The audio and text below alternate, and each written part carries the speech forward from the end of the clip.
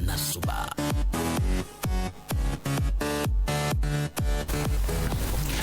Excellente matinée à l'écoute de la régionale de l'ORTB, jeudi 23 avril 2020, la rubrique intéressante de Nasuba sont encore au rendez-vous pour votre plaisir matinal. L'horoscope, une réalisation de Claudia Dandé Opinion. Aujourd'hui, vous proposera des solutions pour une prévention efficace des conflits entre agriculteurs et éleveurs dans votre localité. Le journal de ce temps reporte la signature de Ikelo de l'Estero, la revue de titres des journaux, le grand format sport sur le quotidien, le gloire des sports au Bénin, des anciens des sports au Bénin. Enfin, ça se discute le débat de Nasuba. On analysera bien sûr pourquoi voir le football sont toujours bien en difficulté, surtout en fin de période. Parfois, ils ont une vie difficile. Nous y reviendrons en fin d'émission dans le forum de discussion. Rajan Robayan à la mise en œuvre, coordination Abdoulaye Yakubo, installez-vous bien sur la fréquence du bonheur matinal de Radio Parakou. D'abord, Claudia nous présente l'horoscope 6h39. Radio Parakou. Horoscope, c'est avec Claudia Adondé. Amis auditeurs, bonjour. C'est avec plaisir que je vous retrouve ce matin. Vous êtes du signe Bélier. C'est en osant dire ce que vous ressentez et ce que vous désirez que vous pourrez faire évoluer de manière positive vos relations. Alors ne craignez pas d'aller au-devant des autres et laissez parler votre cœur. Bonjour Taureau. Un changement radical vous donnera l'impression de renaître sur le plan sentimental.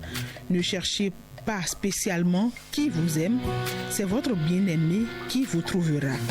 Laissez-vous guider par la simplicité comme vous savez bien le faire. Bonjour Gémeaux. Soyez prêts à toute éventualité. Il faut parfois revenir en arrière pour pouvoir avancer. Si vous n'avez pas le courage de vous détacher de ce qui vous entrave, vos amours resteront un éternel retour. Vous méritez mieux que ça. Amis du signe Cancer, faire un pas vers l'autre vous est facile et agréable. Vous n'avez rien à perdre et tout à y gagner. Aujourd'hui, vous êtes particulièrement sociable et pleinement disponible pour faire de nouvelles connaissances. Si vous êtes du signe Lion, les tensions s'accumulent mais ne contrarient cependant guère votre avancée. Vous semblez soutenir le rythme avec vaillance et relever les défis sans trop perdre d'énergie. C'est le bon moment pour renforcer vos marques dans votre secteur d'activité. Vierge, la fin d'un souci va vous permettre de vous rapprocher d'un rêve très ancien. Il peut devenir plus réel encore que vous ne le pensez.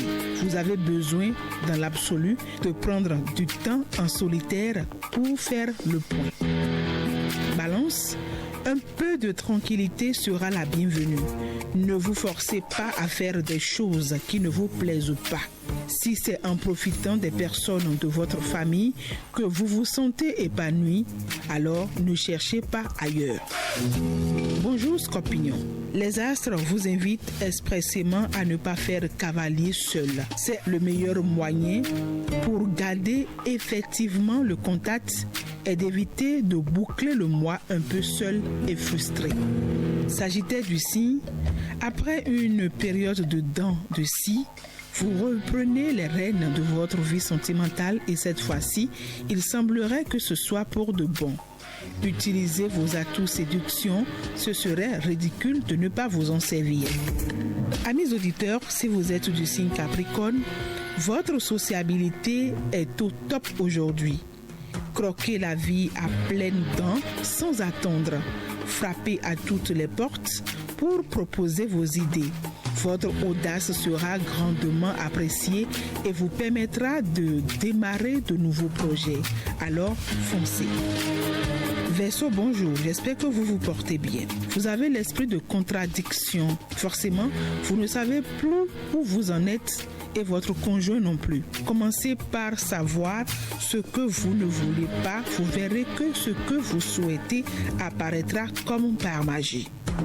Poisson, comptez sur votre volonté pour maintenir un patrimoine resplendissant et rassurant. N'hésitez pas à acquérir des terres. Ces placements sûrs conviennent parfaitement à votre bonne humeur. Eh bien, c'est tout pour le Conseil des Astres, amis auditeurs. À demain, si Dieu le veut.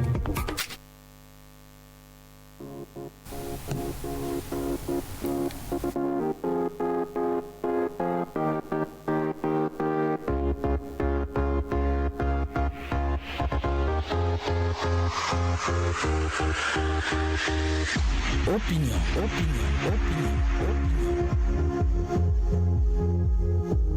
Opinion, le débat citoyen sur Radio Paraco.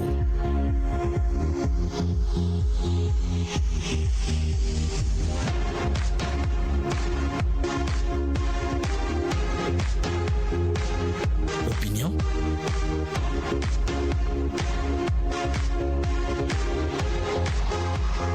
Le débat citoyen sur Radio Paraco.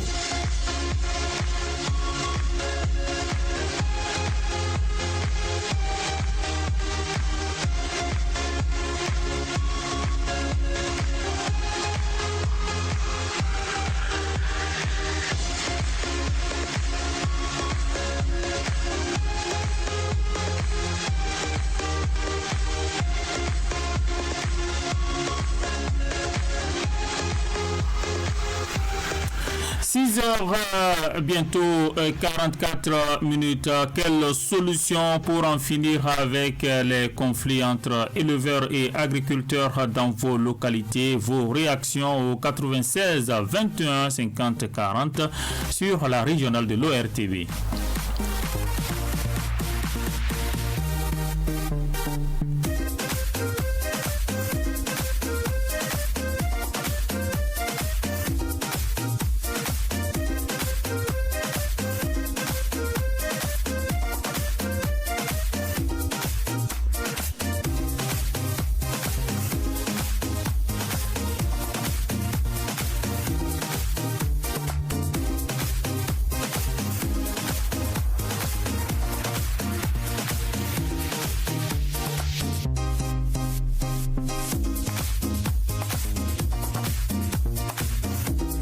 Et bonjour.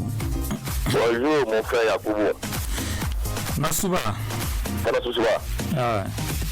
Aziz Togoubé depuis Kalibani Gourou. Aziz, nous vous écoutons. D'abord, je vous remercie d'abord d'avoir choisi ce thème. Ce thème-là, nous sommes ça fait un peu à moi.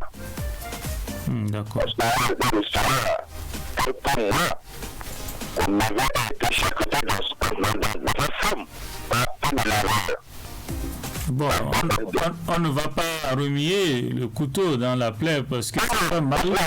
Mais on va les solutions, Aziz. Parce que ça fait, quand on rappelle les choses, ce ne serait plus intéressant. On va proposer des solutions. Il faut qu'on la loi, qu'on revoie notre système de loi.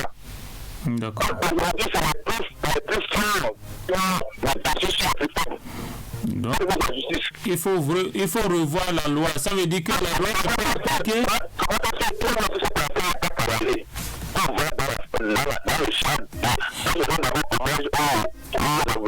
Aziz, proposons des solutions. Les autorités ont déjà procédé à une médiation pour apaiser les populations. Qu'est-ce qu'il faut faire? Est-ce que c'est la loi qu'il faut renforcer? Est-ce que c'est la sensibilisation?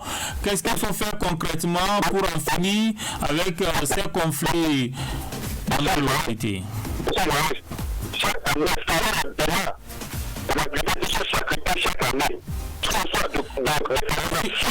J'ai l'impression qu'on ne se comprend pas. j'ai l'impression qu'on ne se comprend pas parce que l'objectif de ce thème, c'est de nous proposer des solutions et non revenir sur ceux qui sont victimes ou ceux qui sont auteurs. Ce n'est pas l'objectif. Qu'est-ce qu'il faut faire?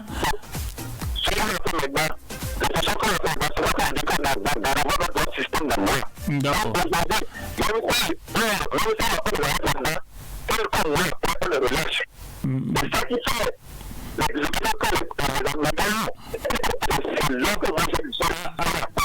Aziz, au niveau du renforcement de la loi, merci de nous avoir appelés et bonne journée. Il faut revenir, il faut recentrer ce thème. Nous ne pourrons pas revenir sur les cas enregistrés, que ce soit au niveau des agriculteurs ou éleveurs. Nous ne cherchons pas ceux qui ont raison dans cette situation. Nous ne cherchons pas les auteurs ou les victimes. Nous recherchons des solutions durables pour mettre un terme à ces conflits dans nos localités. Donc je ne reviens plus sur ça. Si vous revenez sur les causes ou les victimes ou les auteurs, je serai dans l'obligation de passer à un autre auditeur. Bonjour. Bonjour monsieur. À qui ai-je l'honneur? Faustin. Oui, mon frère, comment vous allez là-bas? Très bien. Faustin, nous vous écoutons. Bon, merci pour le sujet ce matin. Ce qui fait que l'on n'a pas de solution avec nous jusqu'à un jour, c'est quoi? C'est la sensibilisation. On sensibilise. Mais la sensibilisation, c'est pas encore ça. Avant ces événements-là, on pouvait regrouper les éleveurs chaque jour, même si c'est pas avant. Mais chaque jour, ou bien chaque village, bon, vous êtes appelés à vivre ensemble tous les jours que Dieu fait. Nous voulons plus qu'à cause d'une petite chose, chaque fois les éleveurs qui vont tuer les paysans, ou bien c'est les paysans qui vont tuer les éleveurs. Nous voulons tout ça dans notre pays. La loi arrête la loi. Si on sensibilise, vous allez voir que ça va marcher. Mais c'est après les événements de la recherche à apaiser. On pouvait apaiser ces gens-là, même qui sont appelés chaque jour que Dieu fait. Nous pouvons tout ça dans notre pays. Il faut sensibiliser, il faut poursuivre la sensibilisation avec tous les acteurs. Oui, il faut aussi éduquer. Il faut éduquer le peuple, il faut éduquer les paysans. C'est l'éducation qui manque. C'est pour cela que les choses là se produisent chaque jour que Dieu fait. C'est l'éducation. D'accord. Merci d'avoir appelé Faustin. D'accord, bonne journée Faustin. Appelez-nous sur 96 21 50 40, 96 21 50 40. C'est Nassouba, l'émission Opinion. C'est bien sûr Nassouba, la rubrique Opinion. Bonjour. Bonjour. À qui ai-je l'honneur? Bonjour. C'est Sosten Modoté. Je n'ai pas entendu votre nom. Sosten Modoté. Sosten. Oui, Modoté. Modoté. Ah d'accord. Vous nous appelez d'où? Nous appelons de Maranville, je suis natif de Banté. Nous vous écoutons, monsieur Sosten. Vous êtes sur la régionale pour RTB. Et l'affaire de Bouvier Agua. Et Baba, je suis encore Bouvier, agriculteur ne date pas aujourd'hui. Quelle solution, Sosten? Voilà. C'est la solution. Je demandais à une partie de succès à ces activités. Parce que chacun fait ce qu'il doit pouvoir faire pour manger. Maintenant, c'est quelle solution? Comme proposition. Oui. Et donc, si vous prenez le fleuve Tota, la bordure du fleuve Tota jusqu'à Canalé, moi j'ai pas pris ça ici là. Je trouve que c'est un endroit où on peut figurer déjà pour diriger, mais où se fier rapport à l'usage là. Et donc, rester dans la zone là. Donc, il faut délimiter des zones et installer. D'accord. Justement. Quand vous quittez de Maranville ici, jusqu'à Canalé là, on ne fait que là, non. On va pouvoir demander où les jeunes vont tout souvent. D'accord. Donc il faut délimiter des zones de pâturage, selon vous. Justement. D'accord. Deuxièmement, à quoi? Oui, deuxième proposition. Oui, je voudrais que vous rapprochiez de la commune de Bantais et demander qu'est-ce qu'ils en avaient fait entre parce que ici à Bantais, 2 000 notre avocat, ça c'est fait. Pour qu'on rapproche de cette manière, on va demander qu'est-ce qu'ils ont pu mettre en œuvre et ça va acheter ces jours. Dans la commune de Bantais. D'accord. Oui. D'accord. Les gens ont arrêté ça depuis longtemps, on n'a plus jamais entendu ça. D'accord. Un système a marché là-bas, donc il faut aller à l'école de ce système-là. D'accord. Merci Sosten pour votre riche contribution et bonne journée à Malanville. Merci. 96 21 50 40, 96 21 50 40. Appelez-nous maintenant pour participer à votre émission. Bonjour, vous êtes sur Radio Parakou. Oui, bonjour. À qui ai-je l'honneur? Adam Rabiou. Adam Rabiou, vous nous appelez d'où? Adam Rabiou, nous vous écoutons pour vos propositions de solutions. Mais il faut souvent laisser l'homme se dire ce qui est dans son cœur. Non, ce n'est pas possible, nous sommes en radio. Vous savez ce que ça signifie. Nous sommes en radio, mais vous avez refusé comme mon ami Chola, tu as refusé de dire ce qu'il veut. Non, on ne peut pas le faire. Si tu refuses, il faut peut-être ceux qui font ça là, les peuls là. Le 96 21 50 40, appelez-nous sur ce numéro. Il n'y a pas de victimes ni d'auteurs à rappeler dans cette émission. Nous voulons des propositions concrètes pour finir avec ces conflits dans nos localités. Bonjour. Allô. Bonjour. Faustin, nous vous écoutons. Comme proposition encore, le gouvernement a fait maintenant fait comme si ça là-dessus peut continuer.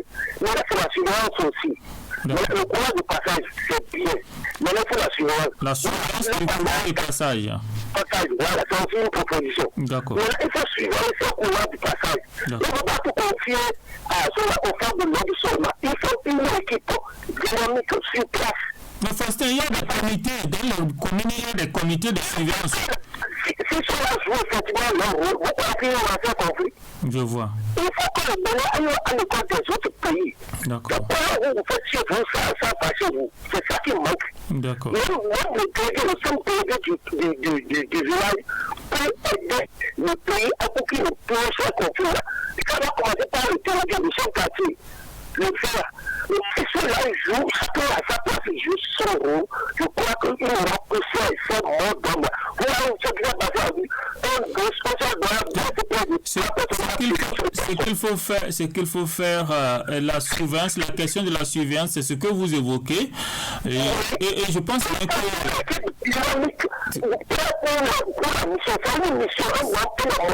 voilà.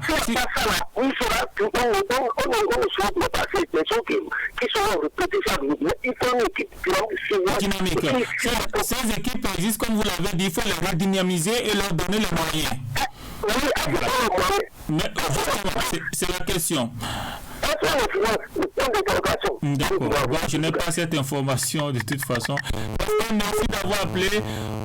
Surtout, appelez-nous sur le même numéro 96 21 50 40 96 21 50 40.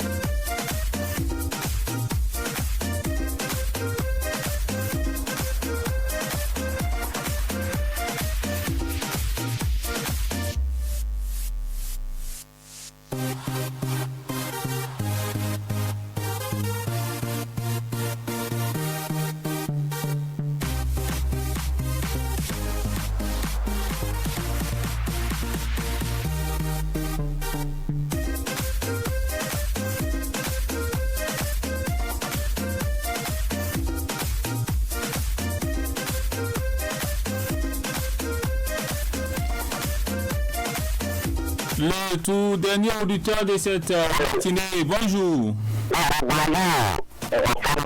Aziz. Voilà, j'ai juste environ 45 secondes pour vous.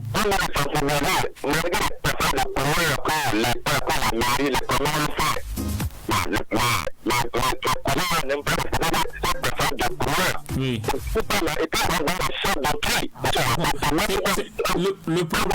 Le problème aujourd'hui, si le couloir existe, est-ce que le comité de surveillance joue leur rôle? Bon, d'accord. D'accord. Nous allons certainement y revenir dans une autre émission. On ne va pas remuer le couteau. C'est déjà fini et on va se pardonner et repartir sur de bonnes bases et éviter surtout que cela n'arrive. D'accord. Merci Aziz. Merci et bonjour. 96 21 50 40. Malheureusement, nous sommes au terme de cette rubrique opinion pour le compte de ce jour. Dans une minute, Kilogounou Siro vous présente le bulletin d'information. Ce sera bien sûr à 7h dans les studios de la régionale de l'ORTB. Restez en notre compagnie.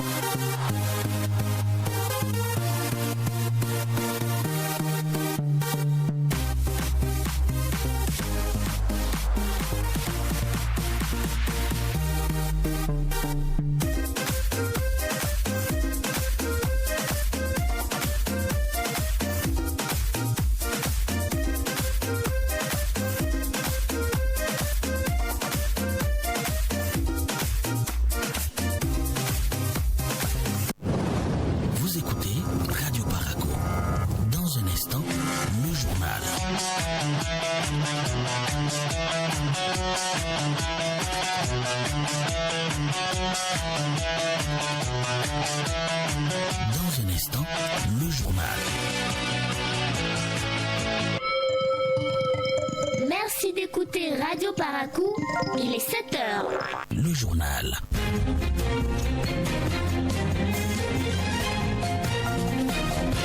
Info Matin, Ikilero, Gounou Sero.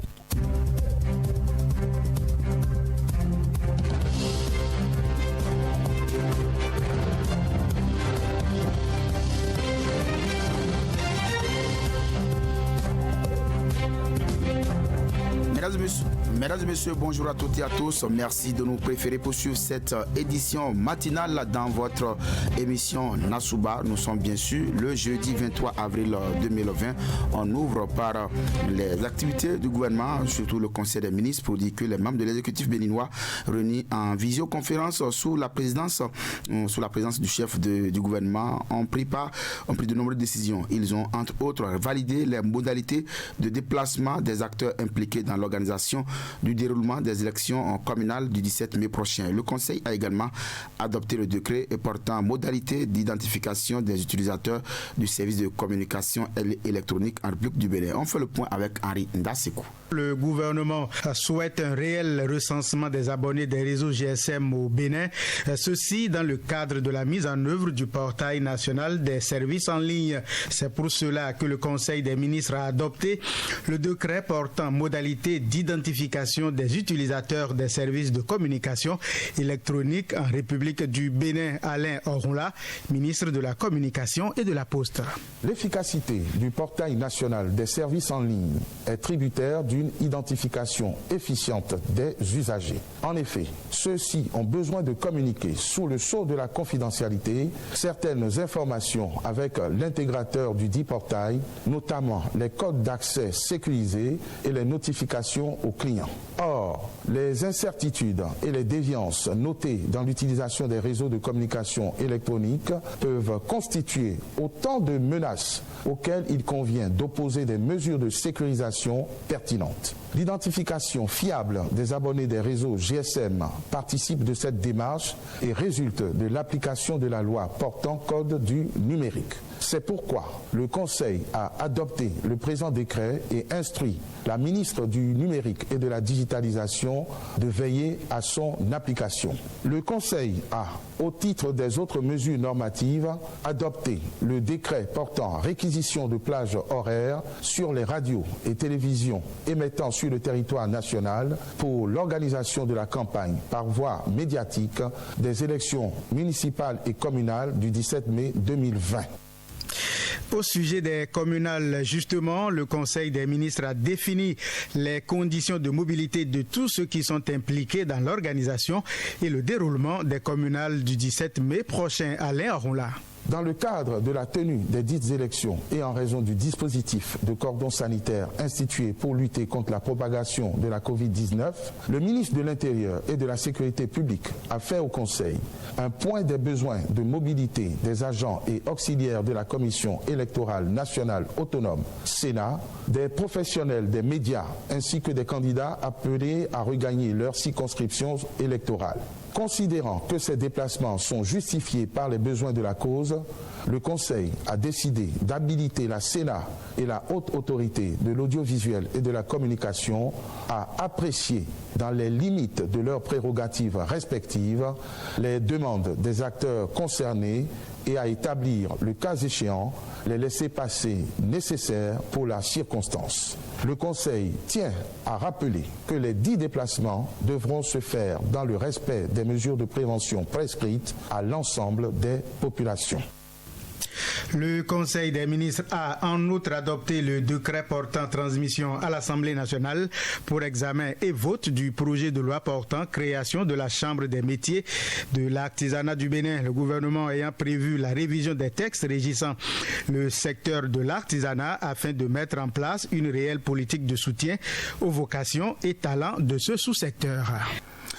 La Haute Autorité de l'Audiovisuel et de la Communication HAC a rendu public hier matin sa décision portant réglementation de la campagne médiatique pour les élections communales. C'était au siège de l'institution en présence des conseillers, des responsables d'associations fêtières et du directeur de l'UACTB. Les cartes de presse ont été symboliquement remises à cette occasion. Le point de cette rencontre avec Modeste Adani. C'est un document de 26 articles rédigés en 2 parties qui traitent des généralités et des dispositions pratiques du déroulement de la campagne médiatique. Fernand Baguidi, premier rapporteur de la HAC. Les médias doivent notamment, en cette période, s'interdire la diffusion de chansons, jeux, spots, communiqués, proverbes, récits satiriques, caricatures et toute autre production qui sont de nature à inciter à la haine, à mettre en péril la cohésion nationale, à dénigrer ou à s'attaquer à un parti politique ou à un candidat. S'interdire la diffusion de sondages d'opinion en rapport avec les élections communales. S'interdire la diffusion de la revue de presse en quelque langue que ce soit. Le texte donne également des précisions sur le passage des partis politiques au niveau des médias. Fernand Baguidi. Le genre d'intervention, à l'exception des débats sur les médias retenus, est laissé à la discrétion des partis politiques dans la langue de leur choix. Il dure 40 minutes par jour et par parti politique à raison de. Pour les radiodiffusions sonores, 10 minutes le matin entre 6h et 7h, 10 minutes dans la mi-journée entre 13h30 et 14h30 pour la rediffusion du message du matin et 20 minutes le soir entre 21h et 23h.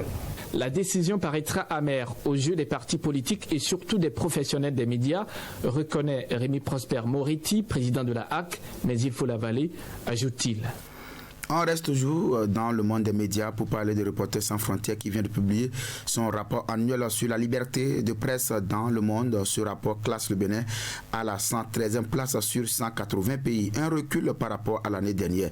Lucien Sotondi.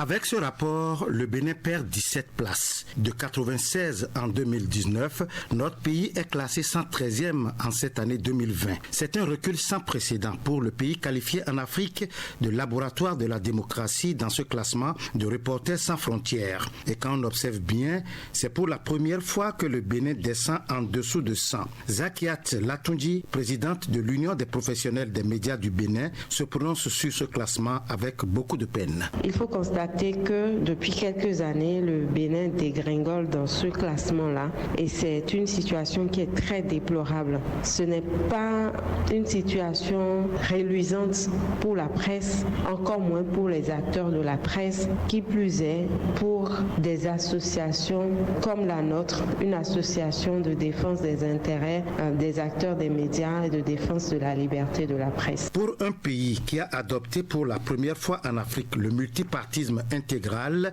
un pays dont l'alternance au pouvoir est une réalité, ce classement révèle-t-il le niveau de son évolution démocratique? La présidente de l'UPMB reste dubitative. Je ne voudrais pas dire oui, je ne voudrais pas dire non, et je voudrais simplement nous ramener à des faits, puisque pour en arriver à ce classement, on se base sur des faits. Et ces faits, comme on le dit si bien dans notre métier, les faits sont sacrés. Nous sommes aujourd'hui dans un environnement où nous avons pu constater la fermeture d'entreprises de presse. Et chaque fois qu'on ferme des entreprises de presse, c'est des espaces d'expression et de liberté qui sont fermés. À partir de ce moment, on porte atteinte à la liberté de la presse. Nous assistons à des interpellations par différentes juridictions de notre pays, des professionnels de médias dans l'exercice de leur métier. Et ça, c'est des situations qui ne favorisent pas l'exercice de la profession. Nous avons assisté pour la première fois aussi, sur la base du code du numérique, à une condamnation d'un professionnel du média. Et toutes ces situations ne sont pas de nature à favoriser justement un environnement de libre expression dans notre pays. C'est regrettable et il est important que les acteurs des médias prennent conscience de cette situation-là et œuvrent davantage pour que la liberté de presse puisse être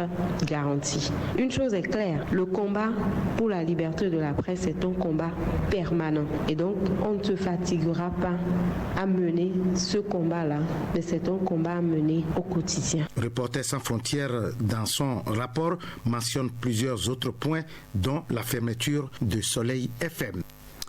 Lutte contre le Covid-19, la police républicaine du Borgou contrôle le port de masque dans la ville de Parakou. Des policiers agissent dans ce sens sur les grands acteurs de la ville depuis quelques jours. Seydou Houndé, directeur départemental de la police républicaine du Borgou, explique l'opération. Quartier Azan-les-Vignons dit d'Abomey, le moulin de Dame Émilienne Nyakadia tourne à plein régime. En cette période de crise sanitaire, pas d'attroupement en ce lieu, encore moins de distanciation sociale. Ici, la situation se gère autrement. Émilienne Nyakadia, meunière. Moi, je ne sais pas si c'est une chance ou bien c'est une malchance. Les gens ont confiance sur moi. Ils mesurent seulement, ils déposent, ils s'en vont moi. Tu vas venir ici, vers monter les maïs là-dedans, mais tu n'as pas 2 à 3 personnes dedans. Non. 28 ans, avec une taille de 1,76 m et toute souriante, Émilienne Nyakadia est devenue meunière par la force des choses. C'est votre moulin ou bien c'est pour papa? Expliquez-nous un peu. Bon, c'est pour le couple. On a cotisé pour faire ça. Mais on n'a pas trouvé un bon meunier. C'est les meuniers qui passent ici, là, ne font pas de sérieux. C'est pourquoi moi-même je m'engage. Moi, je fais mon retraite que dit là, dans la société de maïs. Moi, j'ai décidé de rester là-dessus pour voir, pour une certaine période d'année, pour voir comment ça se passe et les meuniers n'arrivent pas à supporter ça. Hier, par exemple, j'ai fait jusqu'à 17 kg. Labourer au fait, moi, en tout cas, une activité qui procure de l'argent, moi, je m'engage à faire ça. Il n'y a pas d'activité qu'un homme va faire, moi, je ne vais pas faire, non. Elle s'y est engagée depuis quelques mois et dit être fière de cette activité. Quant à la menace du Covid-19, Emilienne Nyakadia prend le maximum de précautions autour d'elle afin d'éviter toute contamination. De Boycon, Firmin Bassao pour Radio Bénin. Voilà, vous venez de suivre le reportage de Firmin Bassao qui a fait une immersion dans un atelier voilà, chez une meunier. Bien sûr, c'est pour voir comment est-ce que voilà, là-bas les mesures barrières sont respectées en toute quiétude, bien sûr, et ceci dans le respect des mesures instaurées par le gouvernement. C'est donc un reportage de Firmin Bassao de l'autre côté d'Abomey et qui a fait une incursion chez Dame Emilienne Nyakadia qui entreprend l'activité de meunier en toute quiétude. On revient sur notre élément lutte contre le Covid-19. La police républicaine du Borgou contrôle le port de masques dans la ville de Parakou. Des policiers agissent dans ce sens sur les grands acteurs de la ville depuis quelques jours. Seydou Houndé, directeur départemental de la police républicaine du Borgou, explique l'opération. La responsabilité première des forces de l'ordre, c'est de veiller à ce que les décisions gouvernementales soient respectées. Et vous le savez autant que moi, il y a un certain nombre de décisions qui ont été édictées et qu'on doit mettre à exécution. C'est dans ce sens que nous avons instruit les collaborateurs pour qu'ils engagent déjà des actions pour amener toutes les populations à exécuter ou à se conformer en quelque sorte aux décisions du gouvernement, celles qui consistent à se protéger et à protéger les autres. Donc voilà pourquoi nous insistons et nous les envoyons dans les carrefours pour, dans une démarche pédagogique, amener les populations à comprendre l'importance de ce qui leur est demandé et ainsi on pourra mettre à l'abri les populations de Parakou de cette pandémie. Quel est le constat fait au niveau des usagers de la route à Parakou par rapport au port de masque? La réponse du directeur départemental de la police républicaine du Borgou. Il y a certaines populations qui se sont conformées et qui portent les masques, mais il y en a qui persistent dans l'incivisme. Et c'est là où nous serons obligés à des moments donnés de passer à la phase un peu répressive pour les amener à comprendre que c'est nécessaire aussi bien pour leur bien que pour le bien des autres populations.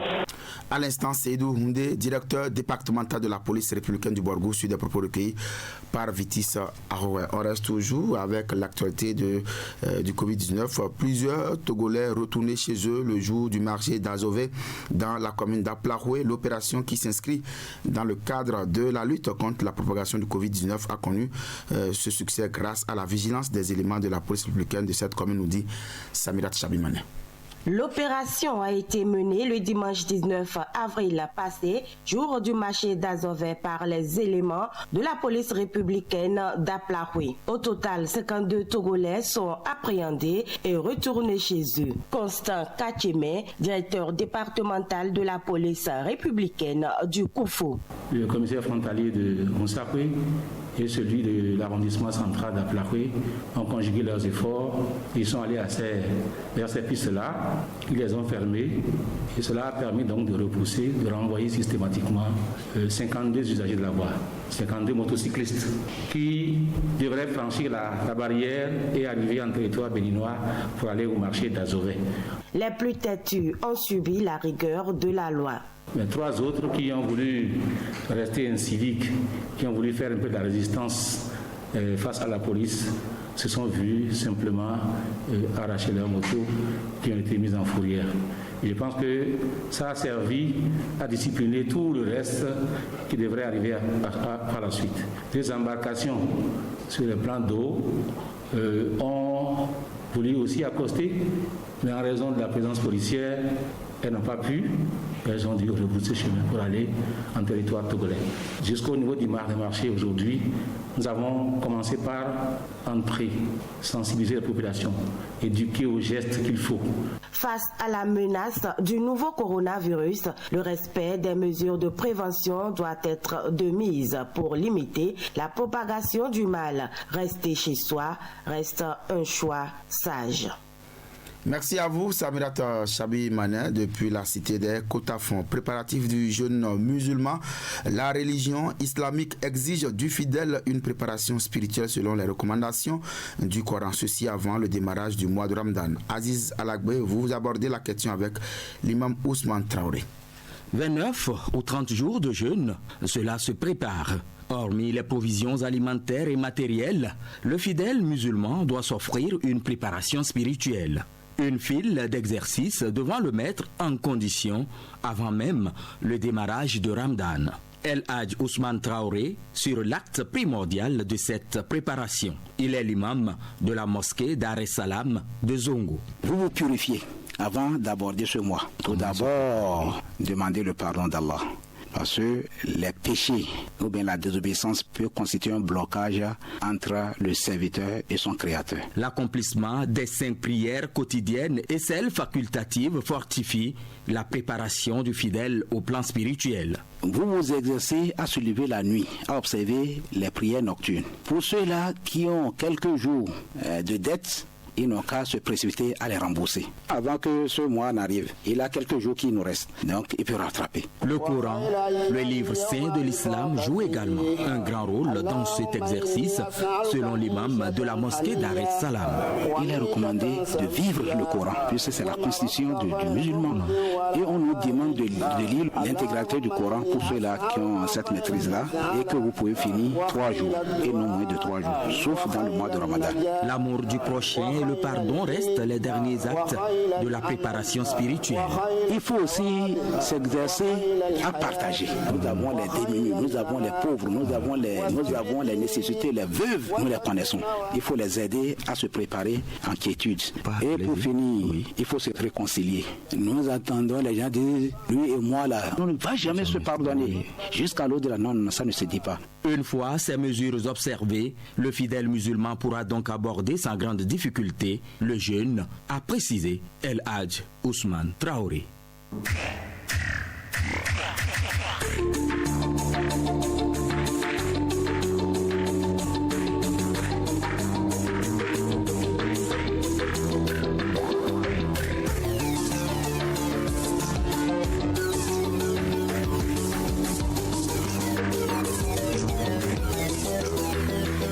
Une brève sur le continent africain. La Cour africaine des droits de l'homme et des peuples ordonne la suspension du mandat d'arrêt émis par la justice ivoirienne contre Guillaume Soro. Il faut dire que Guillaume Soro a été accusé par l'État ivoirien ou bien par la justice de son pays pour vouloir bien sûr attaquer bien sûr la sûreté de l'État. Mesdames et messieurs, 7h20, c'est tout pour cette édition matinale. Merci de nous avoir suivis. Nassouba continue avec Ablem Yacoub et toute son équipe. Pelaya Rodéon de l'autre côté de la baie vitrée, Adif Lawani à la mise en onde YouTube. Ekilo Gounou Sero, merci de nous avoir présenté ce bulletin d'information et vous devez prendre vos précautions Ekilo Gounou Sero pour le compte de la journée parce que le ciel est nuageux sur Parakou pour le compte de cette journée. Ouais, c'est la suite logique de ce que nous avons vécu hier nuit et donc voilà, et c'est ce que nous souhaitons d'ailleurs puisque sans la saison pluvieuse, pas de vie. Oui, et les températures annoncées à 7 heures quand vous rentrez en studio, c'était 23 degrés. 11 heures déjà, ça monte avec 30 degrés. Le pic, c'est à 15 heures avec 34, contrairement à hier. Hier, c'était 35. Donc, à 19h30 degrés encore, c'est encore chaud. Hein. Et la nuit? Bon, la nuit...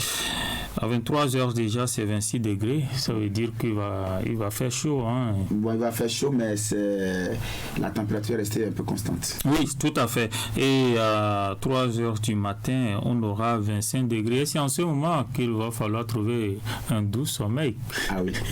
Mais un doux sommeil pas profond, puisque si vous avez rendez-vous... Parce qu'il faut se réveiller. Oui, si vous avez rendez-vous comme celui-ci, vous n'avez pas droit d'aller ou bien d'embrasser trop votre lit profondément. Oui, il y a aussi de ces personnes-là, juste après 5 heures du matin, qu'ils aient rendez-vous ou pas, à 6 heures déjà, ils sont sur pied. C'est une habitude. Ils sont sur pied, ils suivent l'actualité, voilà, le corps est réglé comme ça. Bon, c'est une bonne chose parce qu'on dit souvent ceux qui se réveillent tôt, oui, ils ont souvent la chance sur leur chemin. Oui. La vie appartient à ceux qui se lèvent tôt. Ah, merci, Siro. Pour la la bonne précision. Oui. Et nous vous souhaitons une agréable journée avec cette pause musicale qui invite chacun à faire du bien parce qu'il y a toujours une heure de bilan. Alpha Mim.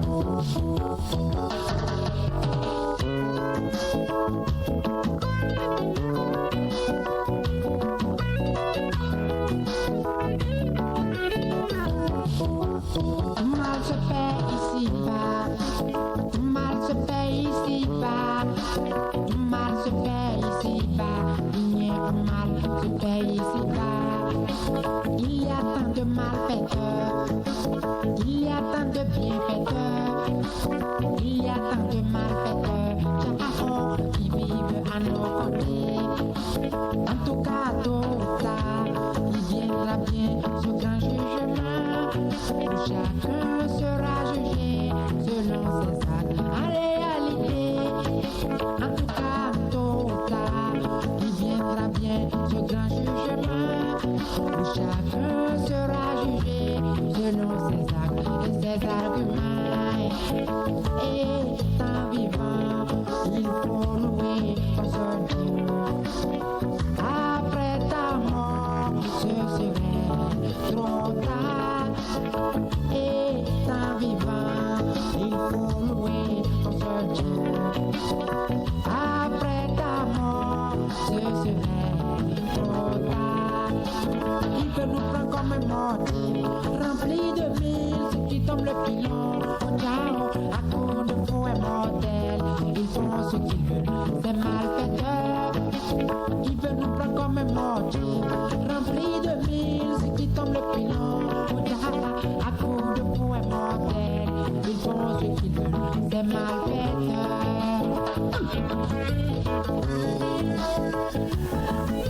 Merci Alpha Mim, 7h24 minutes. La revue et des titres des journaux, c'est une signature de José Nimadi ce matin.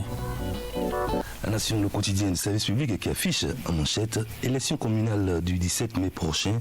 Le gouvernement facilite le bon déroulement du scrutin. La HAC joue sa partition. Séance plénière au Parlement. L'Assemblée nationale trouve la parade au coronavirus. Communication électronique, des mesures de sécurisation prises en Conseil des ministres. Création d'une chambre des métiers, le renouveau du secteur de l'artisanat en marche. Travail et fonction publique au rythme de la rupture, l'administration de développement se met en place. Fraternité, le quotidien de Ménotin. Alternative à la levée du cordon sanitaire le 27 avril 2020, imposer le port de masque sur l'ensemble du territoire national. Communal du 17 mai 2020, la Cour suprême valide la candidature de Luc Atropo. Conseil des ministres, le gouvernement adopte le décret portant réquisition des plages horaires sur les radios et télévisions.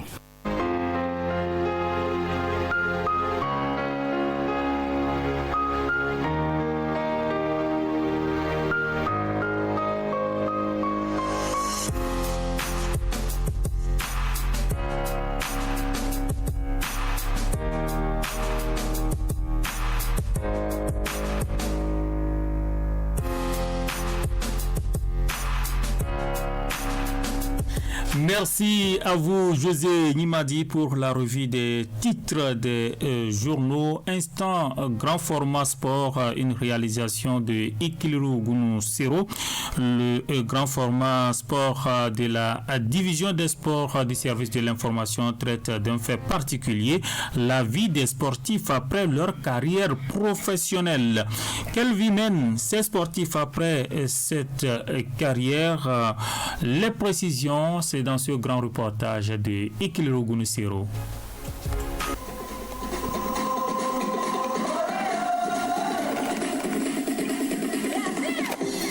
Après la vie professionnelle, une seconde vie, dit-on. Au Bénin, le sportif n'a aucun statut. Il évolue et s'assume comme bon lui semble, encore moins les anciens sportifs. Beaucoup ont mouillé le maillot pour le pays, mais aujourd'hui meurent dans la misère et le dénuement total. Cette situation est monnaie courante dans le monde des anciennes gloires. Si certains ont réussi, c'est grâce à leur volonté de se reconvertir. Raoul Zamba, ancienne gloire du football qui a évolué dans les années 80 au sein des Dragons de l'OM avant de s'expatrier au stade d'Abidjan. Les gens me posaient la question, qu'est-ce que tu es devenu? Et le foot. J'étais obligé de renouer avec le foot parce que autour d'Abidjan, j'avais mis une croix sur tout ce que j'ai fait. J'ai dit, ça ne sert à rien. C'est dans ce domaine que les gens me connaissent. C'est par là, comment, et ainsi de suite. Donc, et à chaque fois qu'on me voit, on me dit, qu'est-ce qu'est le foot? J'étais obligé de renouer avec le foot, de me reconvertir en tant qu'entraîneur. C'est vrai qu'au Bénin, il n'y avait pas de stage en ce moment. J'ai dû acheter des bouquins de gauche à droite et commencer pas avec ce que j'ai vécu, avec mes coachs, tout ce que j'ai côtoyé comme entraîneur. Je commençais pas à travailler avec les jeunes. Devenu entraîneur sur le tas, Raoul Zamba décroche une formation d'entraîneur organisée à Yaoundé au Cameroun. Une initiative du vieux lion Roger Mila. J'ai eu la chance en 2011 avec Roger Mila qui a initié quelque chose pour les anciennes gloires du football africain. Il a organisé pour les anciennes gloires du football africain. J'ai eu la chance de participer à Yaoundé. Et c'est ça qui m'a valu un diplôme là-bas décerné par la Fédération camerounaise de football. Outre donc Raoul Zamba, ils sont nombreux ces anciens qui ont joué dans plusieurs écuries béninoises. Au nombre de ces joueurs, nous pouvons citer Adamou Kadri, Charles Annan, Fousseni Léa, Rodio Tegmalé, Taïrou Kassim, Rigobert Hounouvi, Cyril Ayatona, Abdoulaye Mohamed alias Petit Souri, Baba Sofo, Boukari Inoussa, Bernard Hounouvi, Kassale Chando, Euseb, Baba Dandele, Aske Mohamed, Gounou Ikililou pour ne citer que ceux-là. Toute cette crème du football béninois a fait vibrer les stades béninois et d'ailleurs. Mais aujourd'hui, certains ne sont plus de ce monde et d'autres, même s'ils sont en vie, végètent dans la misère totale. Aruna Idrissou Serki Mohamedou, champion du Bénin avec les Lions de l'Atakora en 1984, ancien entraîneur du club et enseignant à la retraite. La plupart aujourd'hui vraiment sont dans une situation très difficile. Quand vous les voyez vraiment, vous avez pitié. C'est-à-dire la vie ne vaut plus rien pour eux parce que c'est des gens qui n'avaient pas évolué à l'école. Ils auraient pris le football comme carrière. Mais connaissant le football béninois aujourd'hui, maintenant vraiment, ils sont dans la précarité totale. Et c'est regrettable. Sa casquette griffée Adidas vissée sur la tête, Raoul Zamba, après son diplôme d'entraîneur obtenu auprès de la Fédération camerounaise de football FECAFOOT, est dans la formation des jeunes. C'est le foot qui m'a amené à Parakou. Le football m'a amené à Parakou. J'ai un ami de vieille date qui m'a dit qu'il a un club. Il m'a demandé de venir voir. Je suis venu, j'ai commencé avec l'équipe. J'ai fait un parcours honorable parce que là, j'ai gagné toute la ligne. Aruna Idrissou Serki Mohamedou, champion du Bénin avec les Lions de l'Atakora en 1984, ancien entraîneur du club et enseignant à la retraite, s'évertue aujourd'hui à entraîner les jeunes à la base à Natitengu, après donc une belle carrière d'enseignant et de footballeur. Patrice et à M. Thierry Laurent, nous étions élèves en ce temps. C'est eux qui nous donnaient des conseils. Qu'est-ce qu'ils nous disaient? L'école d'abord et le football après. Donc c'est ça qui est ce qu'aujourd'hui nous regrettons aujourd'hui d'être là où nous sommes. Si ce n'était pas le football, nous ne serions pas là où nous sommes aujourd'hui. On serait peut-être loin. Mais nous remercions Dieu parce qu'au moins nous, on a pu un peu sortir les plans du jeu. Parce qu'aujourd'hui, la plupart aujourd'hui vraiment sont dans une situation très difficile. Si très tôt, certains ont compris qu'après la carrière sportive, il y a une autre vie, d'autres non. Et ils sont nombreux aujourd'hui, conducteurs de taxi-moto ou carrément font du système D pour survivre. Seydou Razak, ancien Lion. Le football, je fais taxi-moto chez Média. C'est ça que je fais présentement. En dehors de ça, je fais une femme avec 3 enfants. Bon, je me débrouille. Pour ce qui est de la boxe, les conditions de vie des anciennes gloires ne sont pas reluisantes là aussi. Ces dernières éprouvent de réelles difficultés à joindre les deux bouts. Georges Boko, Nazer Padonou, Philibert Soudjinou et autres pugilistes anciens comme actifs expriment leur chemin de croix chaque jour que Dieu fait.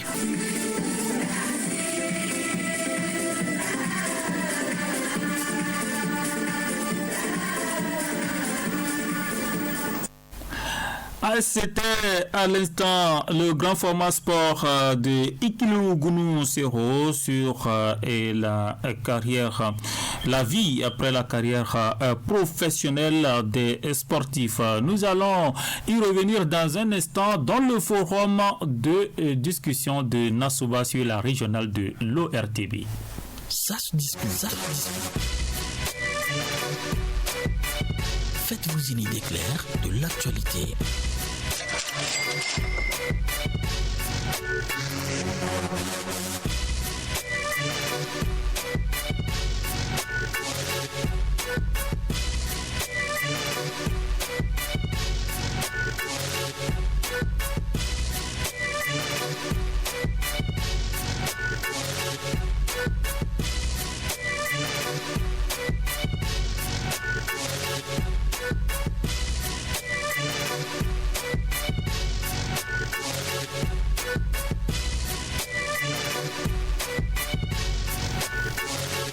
Ça se discute sur Nassouba en compagnie de la régionale de l'ORTB.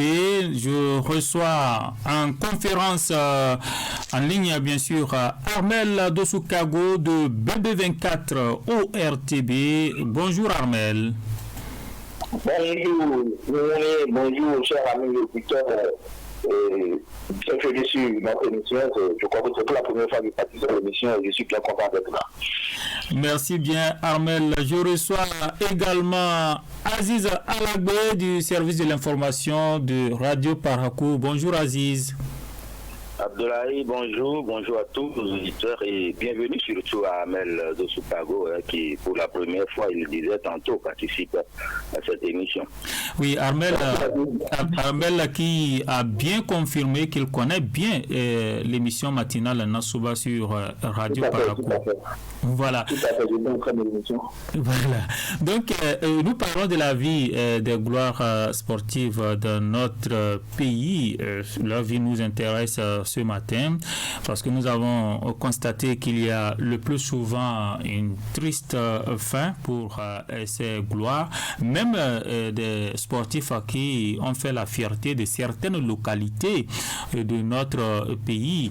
Et quand vous regardez aujourd'hui la fin de leur carrière ou leur vie, le soir de leur vie, ce n'est pas souvent intéressant. Pourquoi la majorité a une fin de carrière difficile ou précaire, ou même une vie précaire, Armel? Il faut reconnaître qu'il y a deux choses. La première chose déjà, c'est que le championnat, notre championnat ou le championnat, que ce soit première, deuxième division ou junior, de catégorie, tout le reste, les championnats sont restés toujours des championnats amateurs. Ça, oui. C'est le premier point. Malgré les investissements et les innovations. Oui, c'est amateur, c'est resté toujours amateur parce que nous avons passé une période, la période où M. Adjavon a voulu investir un peu dans le championnat. Nous avons voulu professionnaliser le championnat et jusqu'à présent, pas de professionnalisation du championnat. Mais nous n'avons pas encore atteint le niveau réel de professionnalisation. On n'a pas encore mis les intrants qu'il faut pour professionnaliser le championnat. Parce que lorsque le championnat est professionnalisé, les joueurs n'ont plus d'emploi, ne font plus de choses, mais le salaire est conséquent. Et il y a toujours des agents, il y a des agents marketing, il y a plein de personnes. La carrière d'un joueur se gère aujourd'hui comme la carrière d'un artiste lorsque vous êtes dans un championnat professionnel. Et donc, nous n'avons pas encore fait le niveau professionnel. Deuxième chose, c'est que le niveau de salaire des joueurs est un peu trop bas parce que on essaie d'avoir du gros salaire pour les joueurs parce que leur carrière ne fait que 10 ans, 15 ans ou plus.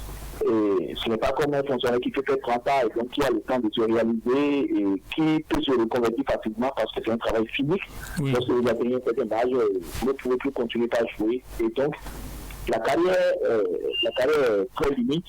Le temps de carrière est très limite, donc il faut avoir de gros salaires. Or, ici, les gens n'ont pas de gros salaires. Moi, je me rappelle, j'étais supporter de Caïman du Sou à l'époque, depuis les années 90. Les joueurs recevaient 1000 francs. Comme les joueurs n'avaient pas de salaire, ils recevaient 1000 francs comme prime de match. 1000 francs comme prime de match. Mais est-ce qu'ils avaient des salaires? Il n'avait pas de salaire. Mais aujourd'hui, les choses ont nettement évolué. Il y a des joueurs qui touchent dans le championnat qui vient de s'arrêter momentanément jusqu'à 250 000 francs CFA le mois. Vous convenez avec moi que quelqu'un qui doit faire que ça, qui n'a pas un autre emploi et qui a 200 000 francs, comme salaire dans un championnat qui est à peine, vous convenez avec moi que c'est totalement insuffisant. 200 000 francs, Si éventuellement vous n'avez pas d'autres contrats à faire, que vous sortez du pays, que vous devez compter sur ça jusqu'à la fin de votre carrière, c'est assez compliqué. Et pour rapidement chuter, avant que vous voulez donner la parole à Aziz, la dernière chose, c'est que s'il y avait la professionnalisation, en temps normal, il doit y avoir une structure pour passer à la reconversion des joueurs. Et aujourd'hui, vous convenez avec moi que pour les pays européens, il y a plein de choses qui font que les joueurs se reconvertissent aujourd'hui. Vous avez constaté par exemple que les commentateurs du match aujourd'hui, c'est le prix des journalistes. Oui, Armel, nous allons même y revenir sur les propositions.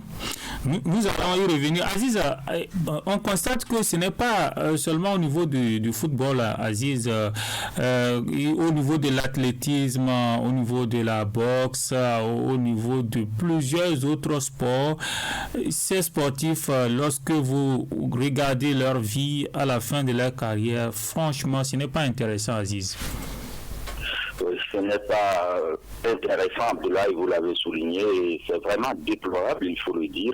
Et le constat est amer. Le constat est amer et je pense que nous ne sommes même pas encore au bout du tunnel. Et Amel le disait tantôt, il y a les choses qui commencent à s'améliorer, mais nous sommes loin, très très loin d'atteindre le top de l'amélioration à ce niveau-là. Et aussi, nous parlons sport, mais prenons le monde artistique en général. Même les anciennes gloires au niveau de la musique, qui est devenu quoi? Et c'est des gens, sinon c'est sportifs ou bien c'est musiciens, c'est chanteurs, ce sont ces personnes qui se sacrifient pour le bien des autres, mais au finish... Pour donner la joie au peuple. Hein. Exactement. Et au finish, ils finissent mal. Dans quel quartier à Djougou ou bien à Parakou ici, dans quel quartier, dans quel village il n'y a pas une équipe de football? Combien remonte? Si on fait le ratio, et si nous raisonnons, nous allons dire, mais il faudrait laisser tomber ce secteur-là. Un village compte par exemple 25 joueurs, c'est un exemple alors qu'il y en a plus. Dans les villes, dans les quartiers de ville, il y en a également. Mais ils évoluent pendant 10 ans. Mais aucun ne vient dans le secteur professionnel. C'est dans l'amateurisme, c'est des amateurs.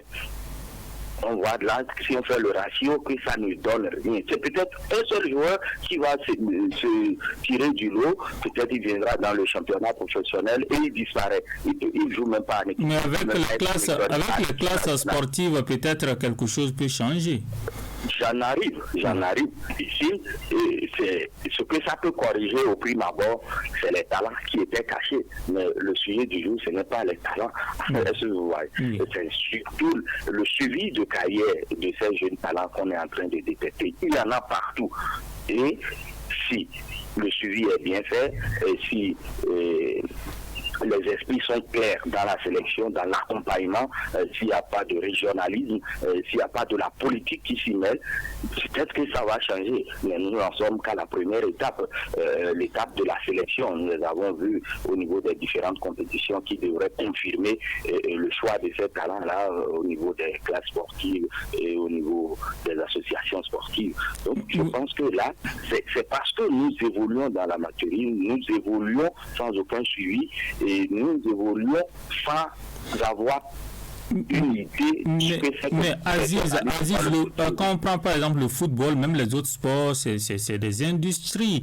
La gestion de carrière, le problème de gestion de carrière, est-ce que ce n'est pas parce que les sportifs même ne prennent pas au sérieux la gestion de leur carrière, parce que dans des pays sérieux en matière de sport, c'est confié à un agent et c'est le seul interlocuteur? Exactement, là, il y a 30 secondes, le magazine Grand Format que vous avez suivi, il y a cet acteur-là qui, je ne veux pas dire qui divaguait, mais qui allait dans le sens du vent, mais qui a eu de la chance pour aller suivre une formation professionnelle. Ça, c'est une chance. Si ce n'était pas le cas, peut-être aujourd'hui, Raoul Zamba ne serait pas ce qu'il est. Est-ce que vous voyez? Ici, le secteur du sport n'a pas encore toutes ses composantes. Le joueur ne peut pas être sur le terrain et être en même temps son propre agent. Est-ce que les agents... Les métiers autour du sport ne sont pas encore connus. C'est ensemble, c'est un mouvement d'ensemble. le footballeur doit aller s'entraîner matin, midi, soir. Et il ne peut plus rien faire d'autre. Il faut qu'il y ait quelqu'un de professionnel, de bien formé pour le suivre. Est-ce que vous voyez? Je vous reviens, Aziz, je vous reviens tout à l'heure. Je vous reviens, Aziz. Ahmed, la gestion de carrière, et pourquoi est-ce que cela ne prend pas? Est-ce que, comme Aziz le souligne, est-ce que c'est un problème de système, c'est un problème d'un certain nombre de dispositions qui ne sont pas aujourd'hui disponibles sur le terrain? Oui, comme vous le dites, le football n'est pas encore, le sport en général au Bénin n'est pas encore suffisamment encadré. Nous n'avons pas encore les écrans qu'il faut, nous n'avons pas les têtes qu'il faut pour encadrer tout ça. Mais il faut aussi reconnaître que pour bien gérer la carrière, il faut bien que le joueur ait des moyens. Nous devons quand même évoluer avec le financement des championnats. Le financement des championnats ne suffit pas. On ne suffit pas plutôt. Ce que nous mettons aujourd'hui dans le football est largement insuffisant pour avoir un sport de haut niveau. Et quand vous parlez de la gestion de carrière, pour que le joueur ait des chances autour de lui, pour qu'il puisse gérer sa carrière, parce qu'il ne peut pas sur le terrain et être en train de gérer sa carrière lui-même, il faut bien que ce qu'il gagne suffit pour pouvoir payer sur ceux qui sont autour de lui. Celui qui doit gérer sa mission, vous voulez qu'il paye combien à un manager ou à un agent de joueur pour pouvoir gérer sa carrière? C'est ça le problème. Et c'est pourquoi je dis le problème se situe à plusieurs niveaux. Le problème se situe déjà au niveau de la professionnalisation du championnat, c'est-à-dire mettre les tests, mettre les dispositions qu'il faut pour avoir un championnat professionnel. Le problème se situe aussi au niveau du vie des joueurs, c'est-à-dire de 200 000 francs, ce n'est pas encore suffisant. Quand vous parlez de 200 000 francs. Il y a des gens qui touchent à plus que ça, 300 000, 400 000, pourquoi pas? Non, mais attendez, déjà en début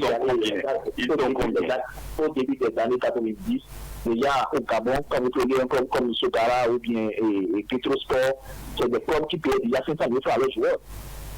Juste maintenant, à l'époque, devrait être à 500 000 francs ou bien plus de 20 millions à l'époque. Aujourd'hui, quand vous allez en Angola, il y a des petits joueurs qui sont en handball, comme en basketball et même en football, des joueurs qui gagnent déjà 1 million. Donc, 200 000 francs, 300 000 francs pour un joueur professionnel, c'est pas un salaire, parce que n'oubliez pas que la carrière ne prend qu'en compte que 10 à 15 ans. Et si vous devez réaliser, vous devez réaliser, alors qu'eux, ils ne sont pas dans le système de passation de marché, ils ne sont pas dans le système d'à côté, ils ne sont pas dans le système de mission, ce n'est pas du tout évident. D'accord. Oui. Et même quand vous évoquez le cas de l'Europe, c'est récent, hein. Le fait que les joueurs ont des carrières bien gérées, c'est récent.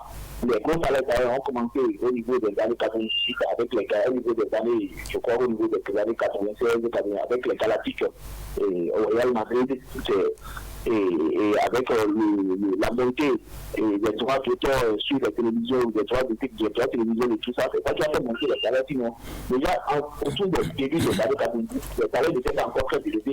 Mais on est loin des droits télé dans nos pays, les pays africains en général. C'est justement pourquoi je vous parlais d'intrants. On a toujours cru qu'en Afrique, il faut construire les stades, il faut construire les stades, le sport, ça va bien, c'est faux. Je crois qu'on ne met pas encore suffisamment de moyens. Et tant que, si nous prenons le cas de notre pays, tant que le ministère des Sports doit être le ministère cadeau, c'est-à-dire le ministère qu'on remet soit à quelqu'un qui ne s'y connaît pas. Non, on ne peut pas le dire ainsi, parce que on ne peut pas le dire ainsi, parce que vous savez, il travaille avec des techniciens. Je suis en train d'évoquer le cas du ministre qui est là actuellement. Je suis en train de parler d'un cas général, parce que le ministre qui est là, généralement, quand nous sommes jeunes aujourd'hui, on s'y connaît un peu en termes de sport. Donc, je suppose que lui-même s'y connaît un peu. Mais avant ça, regardez un peu les ministres des sports que nous avons eus. Ce n'est pas généralement des gens qui s'y connaissent. Il faut beaucoup d'ambition pour... Il faut beaucoup d'ambition, il faut mieux organiser. Aujourd'hui, en France, vous avez la Ligue professionnelle de football qui prend en charge la reconversion des joueurs. C'est-à-dire, dès que vous finissez, on commence à vous aider, si vous voulez, vous reconvertir, avoir des formations. Avant, par exemple, les entraîneurs n'étaient pas formés. Aujourd'hui, les entraîneurs sont formés et ont un diplôme. Et donc, les choses ont beaucoup changé de ce niveau-là. Et ce qu'on peut faire pour se reconvertir aujourd'hui. Il y a une multitude de choses que vous pouvez faire aujourd'hui. Avant, ce n'était pas le cas. Aujourd'hui, maintenant, vous pouvez être commentateur du match, vous pouvez être entraîneur, vous pouvez être agent de joueurs. Vous savez qui sont devenus des agents de joueurs. Quand vous prenez notre compatriote Tiafo Laurent, il est devenu, il s'est reconverti en tant qu'agent de joueur. Et donc, il y en a qui se reconvertissent en tant que joueur, il y en a qui se reconvertissent aussi opérateurs économiques, hommes d'affaires. Et c'est généralement ceux qui ont bien géré leur carrière. Mais dans ce lot-là, même en Europe, il y a des joueurs qui n'ont pas bien géré leur carrière. Quand vous prenez le célèbre Georges Best, cette année 66, qui a remporté la Coupe du Monde avec l'Angleterre, il a mal géré sa carrière, il a fini totalement pauvre, malade et tout ça. Quand vous prenez Gascoigne est devenu ivrogne. Je ne sais pas là où il est maintenant aujourd'hui, mais Gascoigne, il a mal géré sa carrière, il est devenu pauvre, ivrogne. Il y a plein de cas comme ça. D'accord. Alors, Aziz, est-ce qu'il ne faudrait pas aussi voir le train de vie de certains sportifs quand on sait que dès qu'ils commencent par gagner gros, ils consacrent leur salaire à des plaisirs, excusez-moi le terme parfois inutiles, et au bout du roman, il n'y a pas beaucoup d'économies. Abdoulaye, nous vous suivons, Aziz. C'est là, je m'en vais directement prendre à contre-pied Amel, parce que tous ces cas européens qu'il a eu à citer, c'est des cas isolés. Si nous parlons de Gascoigne, nous savons ce que Gascoigne a été. Si nous parlons de Brest et autres, il y a plein de joueurs qui ont raté par manque de volonté ou certainement par inconscience, parce que là-bas, le système est bien huilé. Ici, en Afrique, c'est un engrenage le sport, je disais tantôt. C'est un engrenage et quand un maillon lâche, et quand une pièce lâche, c'est que tout le système s'arrête ou le système ne peut même pas évoluer. Ça se comprend. Donc, si tous les métiers qui tournent autour du sport, si les sportifs eux-mêmes, vous avez évoqué un salaire et vous avez amélioré encore de 250 000, vous êtes allé jusqu'à 400 000, combien sont ces joueurs-là qui gagnent ces chiffres-là au Bénin? Je parle particulièrement du Bénin. Moi, je me suis amusé à parcourir des clubs du Sud devant mon poste sur Internet. J'ai parcouru quelques clubs juste à côté ici, en Afrique du Sud et au Nigeria. Même des accompagnateurs gagnent plus que ce que vous avez énoncé. Moi, je ne connais pas le salaire des joueurs au Bénin. Un accompagnateur. Oui, mais c'est sérieux. Il gagne déjà plus que ça. Oui, il gagne déjà plus que ce que vous avez évoqué comme chiffre. Amel faisait référence au cas de l'Angola et autres, où le sport est devenu aujourd'hui un métier. Ici, le sport. Mais, vous voyez, nos parents, lorsque un enfant s'affirme à devenir sportif, si ce n'est pas le football, tout ce qui... C'est maintenant que le football aussi a même commencé à prendre. Sinon, on dit non, c'est de la voie écrasée. C'est de la voie écrasée. Donc, je disais tantôt que le système, c'est comme une pièce d'or dans une motte de terre en Afrique. On a peur de casser la motte de terre pour sortir la pièce d'or.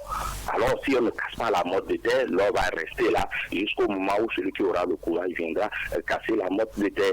Ici, tout ce qui tourne autour du sport, le sport, ce n'est pas seulement les stades. Le sport, ce n'est pas seulement avoir un ballon et des crampons. Parce que celui qui veut tourner, appuyer maintenant le sport, c'est que bon, j'ai fait un don de 3 ballons avec 24 maillots, ce qui se retrouve partout. Mais ça, ce n'est pas encore ça, appuyer le sport. Il faut former aussi les joueurs de façon professionnelle. Il faut ouvrir le système. Il ne faudrait pas que ça soit un cercle qui tourne seulement autour du président du club. Le président du club qui, peut-être même avec ses biens personnels et le revenu et autres, et les subventions du club sont déjà confondues. C'est là le problème. Donc il faut une autonomie et une indépendance financière du club. Mais une certaine situation de création de plus-value, de revenus. D'accord. Sans ça, les joueurs ne peuvent pas être à l'aise. Et si vous n'avez pas été à l'aise lorsque vous êtes en train de travailler, lorsque le travail finit, vous ne serez pas à l'aise. Ça, c'est clair. Vous serez malheureux. Oui, Amel, la reconversion des gloires des sportifs, est-ce que la solution et comment cela va se faire en quelques secondes avant qu'on échange de sujet? Oui, d'abord je vais dire, en fait, les cas que je disais, c'est des cas au passé où le système de gestion de carrière n'était pas encore aussi performant. De plus en plus, on n'a plus trop ça en Europe, même s'il y a toujours des cas. C'est des cas qui ne sont pas forcément dus directement au football. C'est peut-être des trucs de contrat mal ficelé, ou après ça retombe sur vous, vous payez une grosse amende, ou les cas de divorce, et plein de choses.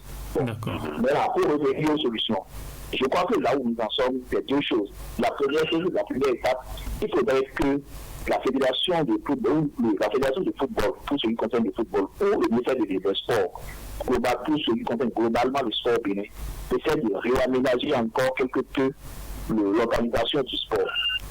Pour que, à la fin, tous ceux qui ont été licenciés puissent être pris en compte systématiquement d'une manière ou d'une autre, pour leur reconversion, pour toutes choses. Que ce soit pour apprendre à l'andragogie, de la formation de 30 personnes, pour que soit ils soient pris en compte pour des formations s'ils ne sont pas formés, soit on leur donne du capital pour essayer de s'installer ou essayer de les intégrer dans des structures d'organisation du sport et tout ça.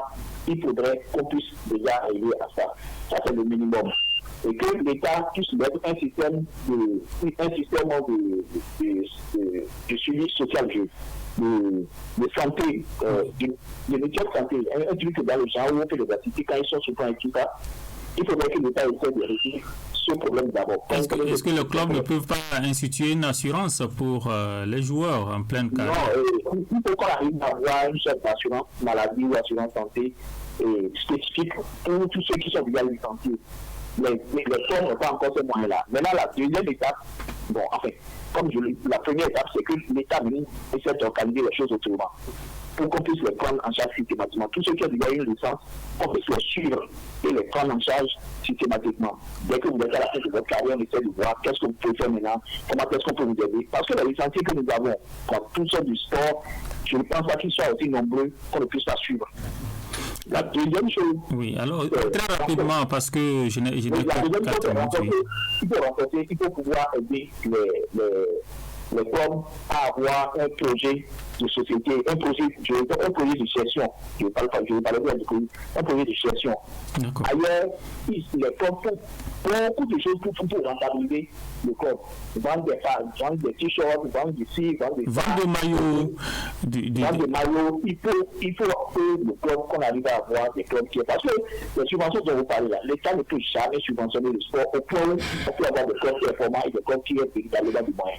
On ne peut pas faire ça. Oui. Il faut avoir des clubs qui aient des véritables projets de gestion qui deviennent véritablement des sociétés commerciales, si vous voulez. D'accord. Je n'avais pas vraiment trouvé le thème. Oui, voilà. Justement, et par rapport, on va changer très rapidement de thème. Je suis déjà à 3 minutes de la fin de l'émission, mais ce sujet m'intéresse bien, Armel. Nous constatons que malgré l'interdiction des attroupements au niveau des différentes villes du Bénin, des différentes communes, au niveau du sport, ça ne prend pas. Ici à Parakou, il y a des terrains secondaires qui sont créés après la fermeture du stade municipal. Ces terrains secondaires, il y a beaucoup de joueurs qui fréquentent ces terrains de football sablonneux. Alors, est-ce que cela se passe également à Cotonou et dans les environs? Je n'ai pas constaté quelque chose de ça. Les petits camps dans les quartiers, par exemple à Cotonou, à Calavi. Non, je ne crois pas. À Cotonou, non. Je n'ai pas vu ça. Mais en tant qu'acteur qui s'intéresse au sport, est-ce qu'il ne serait pas bien qu'il procède au sport individuel en ce moment de prévention du Covid-19? Oui, mais je veux dire, moi, je ne suis pas choqué par ce genre, je ne suis souvent pas choqué par ce genre de choses. Et je vais vous dire pourquoi. Ce qu'on appelle peuple ou population ne peut pas être concept discipliné.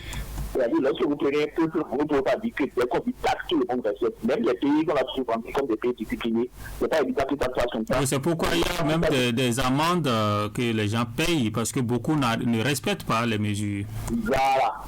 Et donc, c'est au gouvernement de pouvoir prendre ces choses en charge. Mais le gouvernement ne peut pas le faire sans les autres citoyens parce que, à part ceux qui sont en train de faire ce genre de choses, il y a les autres qui doivent faire ça et qui savent que c'est interdit.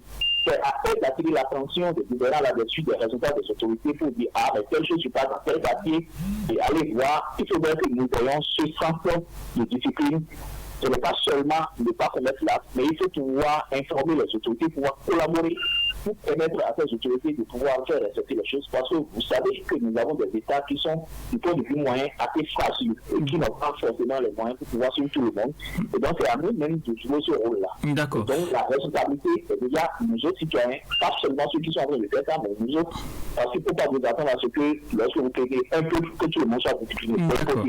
Donc, ok, c'est une analyse véritablement sociologique, Armel.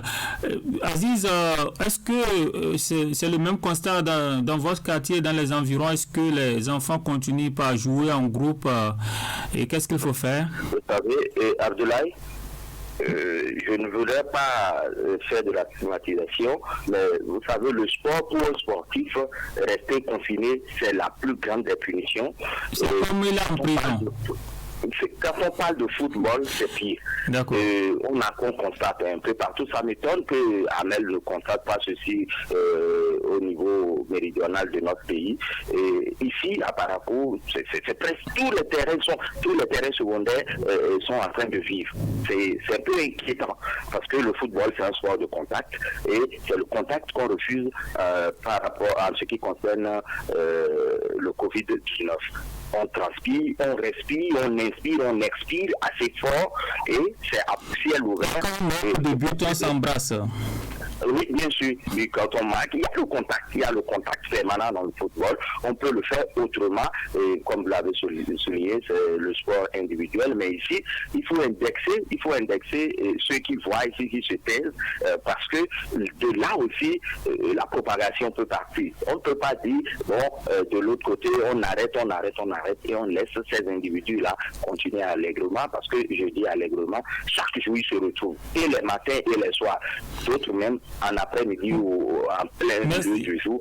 Donc ici, il faudrait que les autorités interviennent pour attirer leur attention là-dessus. On peut faire le sport, mais en respectant la distanciation. Merci Aziz.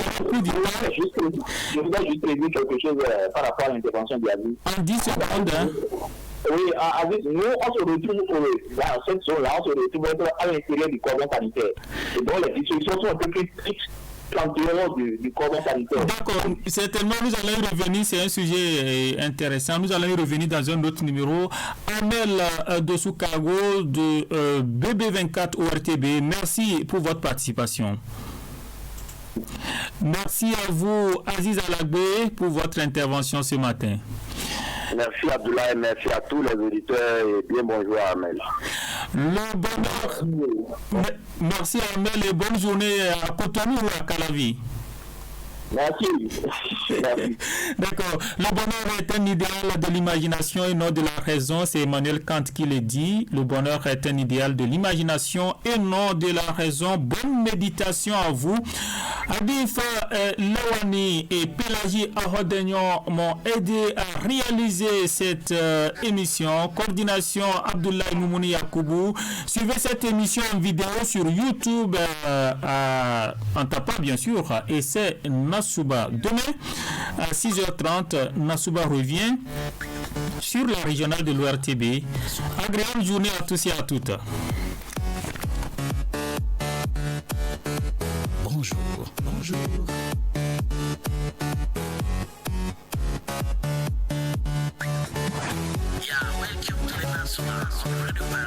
Welcome to Nasouba, le tremplin de l'actualité sur Radio Parakou.